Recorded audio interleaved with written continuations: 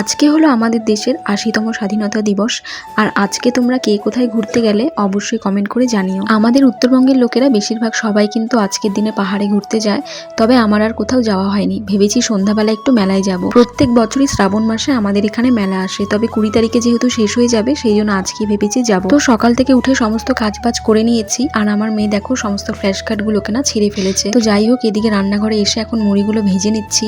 আসলে মুড়ি না অনেকগুলো আনা হয়েছিল, আর কৌটোর মধ্যে জায়গা হয়নি দেখে কিছুটা মুড়ি আমি প্লাস্টিকেই রেখে দিয়েছিলাম, সেই জন্য না বেশিরভাগ মুড়ি ড্যাম হয়ে গেছে। এইদিকে ঘরে চালও বাড়ন্ত ছিল, তাই ও গিয়ে চালটা এনে দিল, আর এখন সব চালগুলো আমি বালতির মধ্যে ভরে রাখলাম। আর আজকে এনেছিল মাংস যেহেতু অনেকগুলোই ছিল সেই জন্য কিন্তু আমি আর অন্য কিছু করিনি, শুধু মেয়ের জন্য পরে একটু সেদ্ধ ডাল করে নিয়েছি। যাই হোক, এইদিকে কিন্তু আমার মাংস রান্নাও হয়ে গেছে। তারপরে কিন্তু রান্নাবান্না কমপ্লিট করে স্নান করে কিছুক্ষণ বসেছি, কারণ বর গেছিল সেলুনে চুল কাটতে। ও সেলুন থেকে আসার পর স্নান করে তিনজনে মিলে বেরিয়ে পড়লাম। এখন যাচ্ছি মেলায়, আর মেলায় গিয়ে দেখি এত ভিড়, কারণ অন্যান্য দিনের তুলনায় না আমাদের এখানে 15ই আগস্টের দিনই বেশি ভিড় হয়।